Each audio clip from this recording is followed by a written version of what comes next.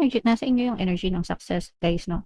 So, kung ipu-push through niyo ito, guys, and lalabanan niyo yung mga takot niyo, sa buhay, may chance na sumakses kayo, may chance na sumagana kayo, mga kapiksi, may chance na umunlad kayo kasi may mga bagong, kontrata, mga bagong transaksyon, malalaking transaksyon na maaaring, dumating sa inyo, guys, 'no.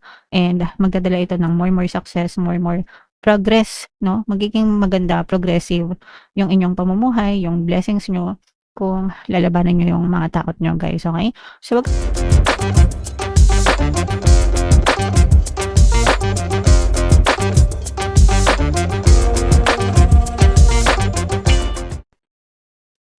hello guys, hello Libra, welcome back to Pinoy Pixie Tarot. Ang pamagat ng episode natin for tonight is mga blessings para ngayong 20 May 2026, guys, para sa Libra, Sun, Moon, Rising Sign, and Venus. Unahin natin 'tong deck na 'to, guys. Ito yung angel messages para sa inyo. We have purification. Ito ay cleansing, mga kapiksi. Detoxification, guys, 'no. Paminsan-minsan kailangan natin mag-cleanse kasi masyado na tayong dinidikitan ng mga negative energies. So, if you feel like mabigat yung pakiramdam mo or marami kang negativities na nararamdaman, it's about time, mga kapiksi, na mag-cleanse kayo. Ang pinaka-best form of cleansing para sa akin ay paliligo sa tubig dagat or sa mga anyong tubig, guys, 'no, kasi meron silang mga natural cleansing properties, and at the same time nare-recharge din kayo kasi nga naki-cleanse kayo. So, kung malapit kayo sa mga ilog-dagat, sa mga dagat, mga kapiksi, kung may time kayo na magbakasyon, ganyan, punta kayo at maligo kayo para makapag-cleanse kayo at the same time makapag-recharge din kayo, guys, okay? Alright. So, yan yung first message para sa inyo. Another message, guys, wow, prosperity, Libra, 'no? So, i-mind nyo na agad ito. Blessings yung reading natin, guys, tapos lumabas yung um, prosperity na energy para sa inyo. So, ibig sabihin talagang pagpapalain kayo ng bonggang-bongga sa mga blessings, mga kapiksi. So, i-mind nyo na to, guys, no? Mind, blessings, pagpapala, kasaganaan. Ibubuhos ni universe, no? The universe is pouring its abundance out to you. Be open to receiving, maging handa, guys, no? Sa pagtanggap ng mga biyaya, blessings, pagpapala mula kay universe, mga kapiksi. So, para mailagay nyo yung sarili nyo sa receptive state, always be grateful, guys. Kailangan palagi kayong nagpapasalamat sa mga blessings nyo. The more na grateful kayo, the more na ino-open nyo yung pagpasok ng mga blessings. And another message, Libra, ito naman ay sacred space, mga kapiksi. Minsan sa mga bahay, may mga dedicated na altar, dasalan, mga kapiksi. Alayan, pag-aalay ng mga prayers, 'di ba? Pero there are some cases na walang space sa bahay natin, and okay lang 'yan. Mga kapiksi, 'no?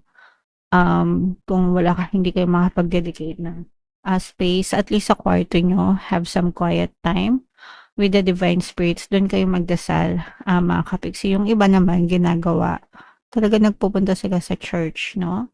Sa mga churches nila, and doon sila nag-o-offer ng prayers, doon sila nagpapanata, nag debosyon, or whatever, kahit anong gusto nyong itawag, mga kapiksi. Pero yeah, ang importante is yung pagganap sa pagdadasal. Yung iba, nagse-set talaga sila ng time like 3 PM, 6 PM, 9 PM, I don't know.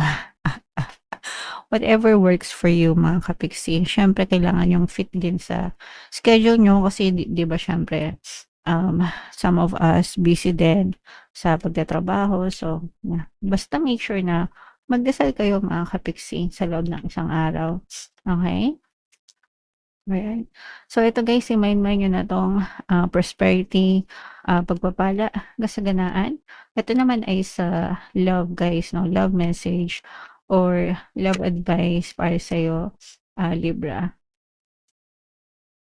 Kung ano lang yung maka-resonate, guys, 'no. So, meron tayong honeymoon, energy. Ibig sabihin sweet-sweetan pa kayo ng person mo. Yung iba talaga literal na baka nasa honeymoon stage pa lang kayo. Ibig sabihin nasa early stage ng relationship, baka kakasal niyo lang talaga and literal na nagha-honeymoon pa kayo.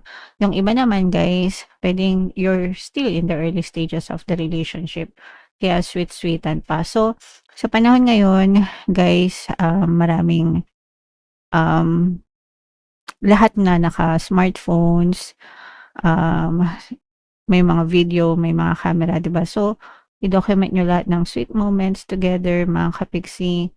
And, balik-balikan niyo.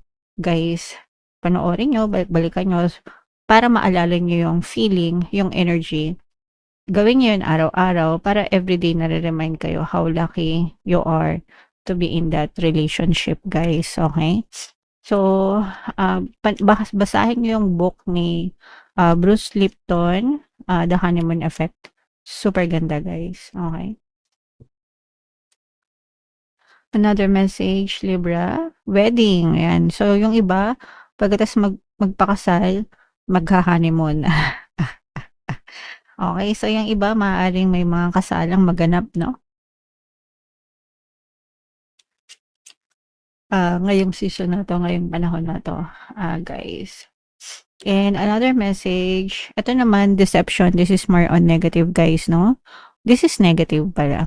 So, may nanloloko sa relationship, dishonest, disloyal, pretensions, 'no? So, it's either ikaw ito or yung person mo yung nanloloko mga kapiksi, okay? So, ibig sabihin hindi sincere, hindi honest, hindi tapat. So, comment down below guys if feeling nyo naka-resonate kayo and kung anong message sa inyo yung naka-resonate dyan. So, ito yung ating deck. Guys, hanapin natin yung energy ng Libra at saka yung energy ng blessings. Habang sinashuffle ko to, panoorin nyo muna yung video natin regarding sa ating paano mag-manifest ng abundance video course. Kapiksi, sawa ka na ba sa mga struggles at hirap sa buhay mo? Masipag ka ba at masikap sa buhay ngunit hindi ka pa rin umaasenso? Ilang beses ka na bang nag-attempt mag-negosyo at mag-invest pero palagi ka pa rin nalulugi? Sa pagkakataon na ito ay maaaring may subconscious beliefs ka na nagiging balakid sa iyong pag-unlad at pagyaman. Introducing, paano mag-manifest ng abundance video course.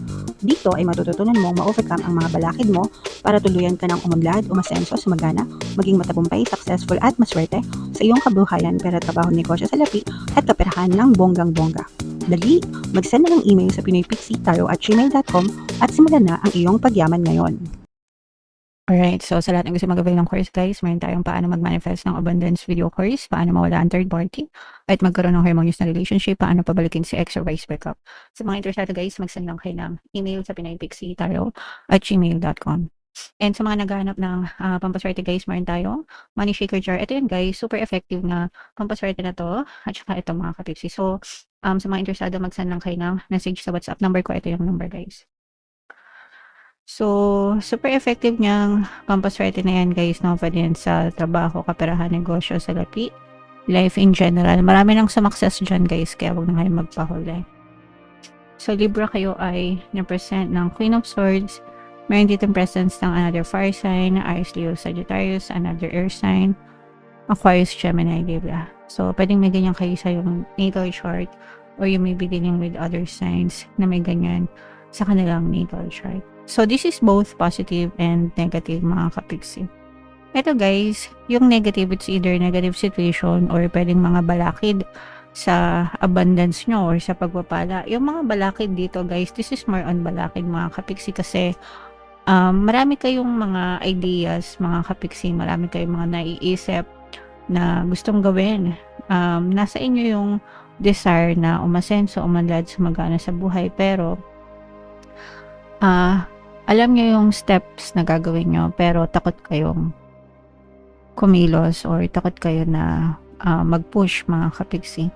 So, nadadaig kayo ng takot guys. Okay? Kasi hindi nyo pa nasisimulan kung ano-ano na agad yung naiisip ng iba sa inyo. Like, paano kung hindi sumakses? Paano kung mag-fail? Paano kung ganito? Paano kung ganyan? So, yung iba kinakain ng takot mga kapiksi. And ito yung mga nagiging balakid sa mga kasaganaan sa pag-unlad, pag-success nyo sa buhay. So, nasa inyo yung energy ng success, guys, no? So, kung ipupush through nyo ito, guys, and lalabanan nyo yung mga takot nyo sa buhay, may chance na sumakses kayo, may chance na sumagana kayo, mga kapiksi, may chance na umunlad kayo kasi may mga bagong kontrata, mga bagong transaksyon, malalaking transaksyon na maaaring dumating sa inyo, guys, no? And magdadala ito ng more success, more progress, no? Magiging maganda, progressive yung inyong pamumuhay, yung blessings nyo kung lalabanan nyo yung mga takot nyo, guys, okay? So, wag kayong magpadaig sa takot, guys, no? Palagi ko nga sinishare sa inyo yung narinig ko dun sa movie na dun, mga kapiksi, sabi ng author dun, I must not fear. Fear is the mind killer. It's a little death that brings obliteration.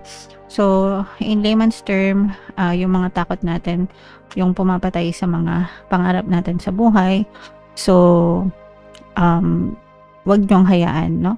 Na mawala yung mga pangarap nyo dahil lang sa mga fears and doubts nyo, mga kapiksi. Okay?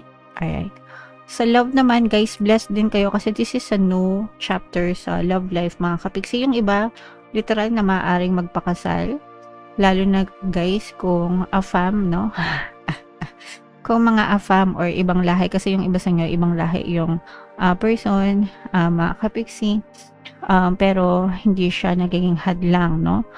Or kahit hindi ibang lahi, guys, there's a chance na may mga kasalan talaga na magaganap sa inyo, mga kapiksi, and this is a new chapter sa love life. Yung iba naman, guys, as in literal na bago pa lang, no? Kaya nga meron tayong honeymoon stage, mga kapiksi. Eto, guys, yung honeymoon stage, hindi lang to pang mag-asawa, no? Pag sinabing honeymoon stage, talagang enjoy nyo yung early stages ng relationship, and for some of you, ganun yung nangyayari, mga kapiksi. Okay? So, bless kayo sa relationship ngayon, guys. Kaya i-main nyo na yan sa comment section. At so, mga success, progress, ayan, no? Mga magagandang balita, guys. Ayan, no? So, sabi ko naman sa inyo, guys, no? Very maganda yung inyong relationship status, guys, no?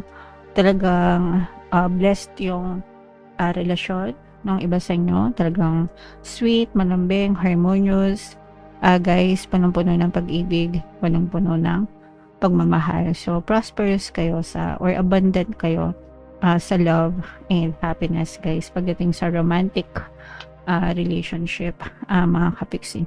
And ito naman, guys, ito yung hudyat, no, ng ending ng inyong mga problema, magwawakas yung mga problema, and magsisimula kayo ng panibagong chapter sa buhay nyo na may pag-asa, no? Pag-asa na may ayos yung buhay, pag-asa na mas mapaganda yung buhay, as long as willing kayo, no?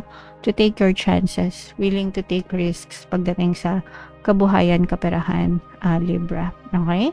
Alright. So, yeah. I-main nyo na yan, mga bagong opportunities na yan, itong blessing sa relationship, itong pag-unlad, progress, success, mga kapiksi. Yan yung mga blessings, prosperity, no? Na pwede nyong matamasa ngayong season na to. And comment down below, guys, if feeling nyo naka-resonate kayo dyan. For more tarot readings, ito yung playlist nyo, guys. Ito naman yung ating success stories ng paano mag-manifest ng abundance video course. Panoorin nyo itong video natin, guys, about money shaker jars. Thank you for liking, sharing, and subscribing. See you next time. I love you all. Have a nice day. Bye-bye.